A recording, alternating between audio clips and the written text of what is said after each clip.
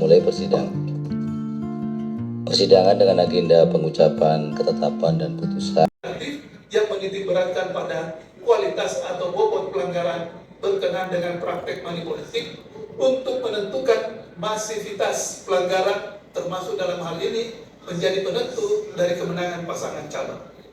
Basis argumentasi rasional yang menguatkan penggunaan pendekatan kualitatif ini adalah dengan semakin besar bobot pelanggaran money politik yang dilakukan, maka akan semakin memengaruhi kebebasan perilaku pemilih dalam menentukan pilihannya. Dengan demikian, tidak ada alasan untuk menolak penggabungan pendekatan kuantitatif dan kualitatif dalam menilai masif atau tidaknya praktik money politik dalam pemilihan umum.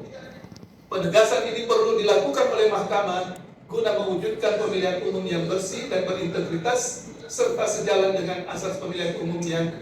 termaktub dalam pasal 22E ayat 1 Undang-Undang Dasar NRI tahun 1945. Menimbang bahwa dalam jurisprudensi Mahkamah terkait dengan pelanggaran money politik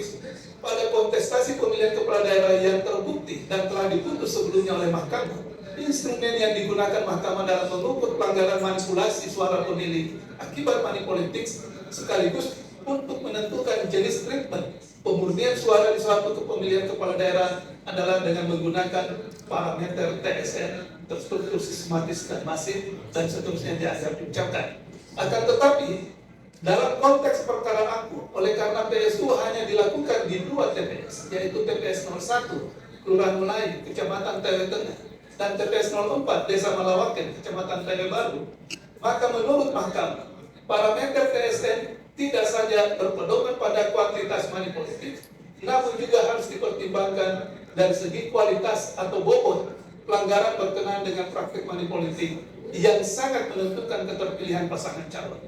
Terlebih, dalam konteks ini, tujuan daripada PSU adalah untuk menyempurnakan hasil pemilihan menjadi berkualitas dikarenakan pada pelaksanaan tahap sebelumnya ditemukan adanya pelanggaran-pelanggaran, bukan justru semakin memperburuk penyelenggaraan PSU yang bertentangan dengan asas-asas pemilu yang jujur dan adil dalam mendapatkan kepala daerah yang bersih dan berintegritas. Menimbang bahwa lebih lanjut, berdasarkan rangkaian bukti dan fakta hukum persidangan, Mahkamah menemukan fakta adanya pembelian suara pemilih untuk memenangkan pasangan calon bupati dan wakil bupati nomor urut 2 dengan nilai sampai dengan 16 juta rupiah untuk satu pemilih. Bahkan saksi Santi Farida Dewi menerangkan telah menerima total uang 64 juta untuk satu keluarga. Begitu pula pembelian suara pemilih untuk memenangkan pasangan calon bupati dan wakil bupati nomor urut 1 dengan nilai sampai dengan 6.500.000 rupiah untuk satu pemilih dan disertai janji akan diberangkatkan umroh. Apalagi menang sebagaimana keterangan saksi Edil Rahmat yang total menerima uang sebanyak 19.500.000 rupiah untuk satu keluarga. Terhadap fakta hukum demikian, menurut Mahkamah, praktik money politik yang terjadi dalam penyelenggaraan PSU di TPS 01 Kelurahan Melayu, Kecamatan Tewe Tengah, dan TPS 04 Desa Malawaken, Kecamatan Tewe Baru, memiliki dampak yang sangat besar dalam perolehan suara hasil PSU masing-masing pihak dan seterusnya dianggap diucapkan. Berdasarkan uraian pertimbangan hukum di atas, permasalahan yang timbul sekarang adalah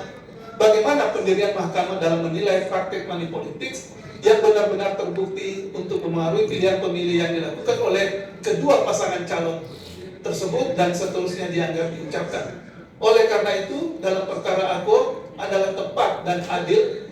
baik pasangan calon bupati dan wakil bupati nomor urut 1 maupun pasangan calon bupati dan wakil bupati nomor urut 2 dalam pemilihan kepala daerah Kabupaten Barito Utara tahun 2004 dinyatakan kedua pasangan calon telah melakukan praktik money politik yang mencederai prinsip pemilihan umum sebagaimana dimaksud dalam pasal 22E ayat 1 Undang-Undang Dasar NRI tahun 1945. Atau secara lebih sederhana, praktik demikian benar-benar telah merusak dan mendegradasi pemilihan umum yang jujur dan berintegritas. Dengan demikian, tidak ada keraguan bagi Mahkamah untuk menyatakan diskualifikasi terhadap pasangan calon bupati dan wakil bupati baik H. Gogo Purmanjaya Esos dan Dr. Hendro Nakalelo MSI nomor urut 1